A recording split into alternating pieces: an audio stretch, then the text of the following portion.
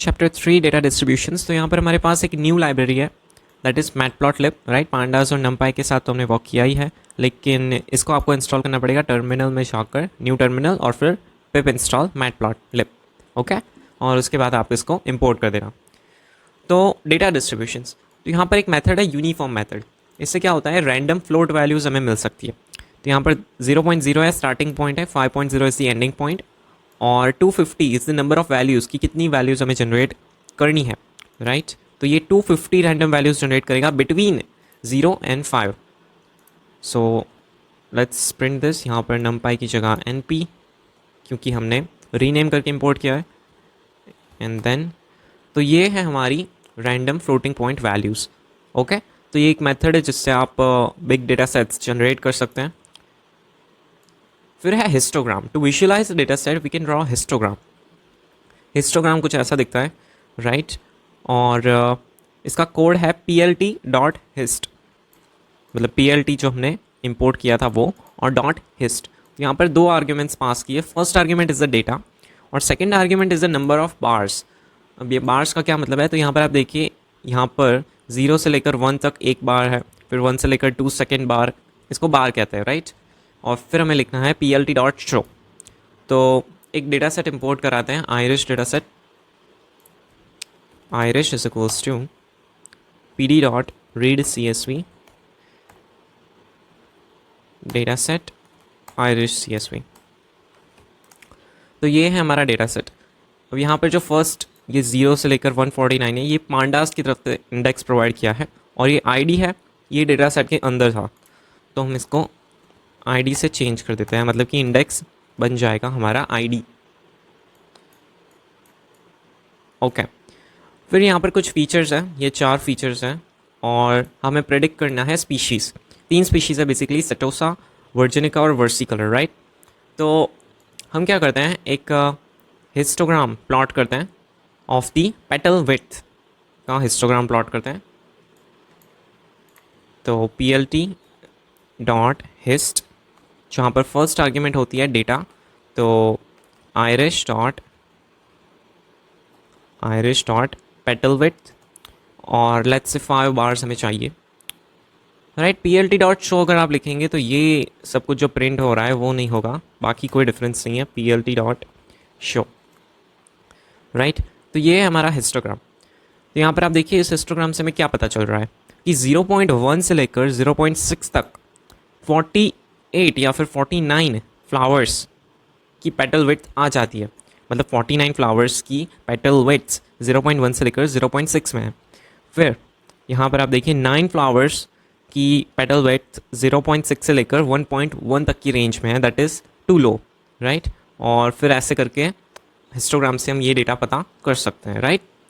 फिर यहाँ पर ये जो फ्लावर्स की स्पीशीज़ है, हर एक स्पीशीज़ का 50 डेटा है, राइट। अगर मैं यहाँ पर लिखूँ कि irish.groupby species.size, तो यहाँ पर आप देखिए हर एक स्पीशीज़ का 50 डेटा है, हमारे पास 50 रोज है। तो अगर हम इसको प्लॉट करेंगे तो हिस्टोग्राम एकदम क्लीन आएगा, मतलब कि स्ट्रेट आएगा।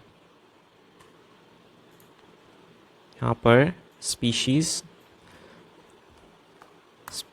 और यहाँ पर 5 की जगह मैं 3 कर रहा हूँ, क्योंकि हमारे पास 3 ही टाइप्स हैं। तो यहाँ पर आप देखिए एकदम स्ट्रेट हिस्टोग्राम हमें मिला है, क्योंकि हर टाइप के सिर्फ एग्जैक्ट 50 डेटा पॉइंट्स हैं, राइट, दैट्स वाई। तो ऐसे ही हम पेटल विड्थ का ग्रुप बाय देख लेते हैं। irish.groupby petal width centimeter dot size. तो यहाँ पर आप देखिए 0.1 से स्टार्ट हो रही है हमारी पेटल विड्थ, तो यहाँ पर भी 0.1 से स्टार्ट हो रही है, and it goes up to 2.5, और यहाँ पर भी it goes to the 2.5, right. और 0.1 से लेकर 0.6 के बीच में 49 डेटा थे अकॉर्डिंग टू द हिस्टोग्राम। तो यहाँ पर हम देखते हैं 28 + 6 तो 34 + 7 41 + 7 48 और 49, राइट। तो एग्जैक्ट 49 डेटा सेट है यहाँ पर। फिर ऐसे करके आप पता लगा सकते हैं, राइट। तो ऐसे विजुलाइज करने में हमें टाइम लगता है अगर हमारे पास ये डेटा है और हमें सम करना पड़ेगा। इससे अच्छा हम हिस्टोग्राम से बहुत ही फास्ट डेटा को ईजिली और अच्छे मैनर में विजुलाइज कर सकते हैं। That is data distribution. तो let's go to the next chapter. तो यहाँ पर इन्होंने ये जो हमने डेटा जनरेट किया उसको विजुलाइज किया है, तो ये भी करके देख लेते हैं। जो यूनिफॉर्म मेथड से रैंडम डेटा जनरेट हुआ था उसको विजुलाइज करना है हमें। तो यहाँ पर इन्होंने वैल्यूज़ काफ़ी बढ़ा दिए हैं, right. I think 1 lakh number of values generate किए। Let's see. तो यहाँ पर इतने रैंडम डेटा जनरेट हुए हैं, राइट, बिटवीन 0 से लेकर 5 तक। और यहाँ पर प्रीटी सिमिलर है, मतलब ऐसा नहीं है कि कोई डेटा बहुत ही ज़्यादा है, कोई डेटा बहुत ही कम है, राइट, बिकॉज यूनिफॉर्म नाम ही है यूनिफॉर्म मेथड, राइट, तो सिमिलर ही होगा। Next is normal data distribution. तो in the previous chapter we learn how to create completely random array. Okay, in this chapter we'll learn how to create an array where the values are concentrated around a given value. Okay, तो इसका क्या मतलब है?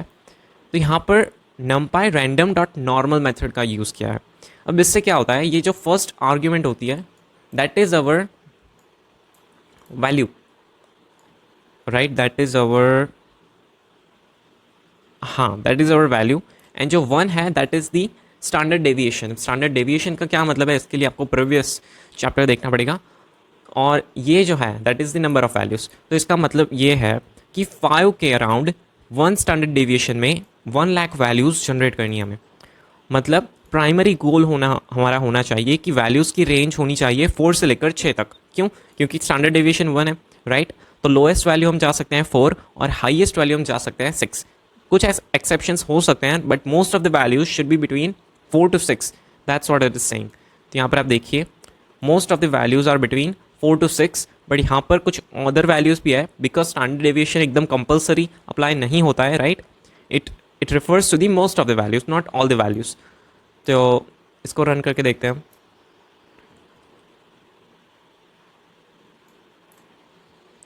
Let's see, हमें चाहिए कि values should be around 12 और standard deviation रखते हैं हम 3 और वैल्यूज़ थोड़ी कम कर देते हैं, बहुत ही ज़्यादा वैल्यूज़ है। लेट्स से 100 वैल्यूज़ और फिर 100 वैल्यूज़ पे 100 हिस्टोग्राम प्लॉट करने का तो कोई मीनिंग ही नहीं है, राइट। हर एक के लिए 1 हिस्टोग्राम आएगा।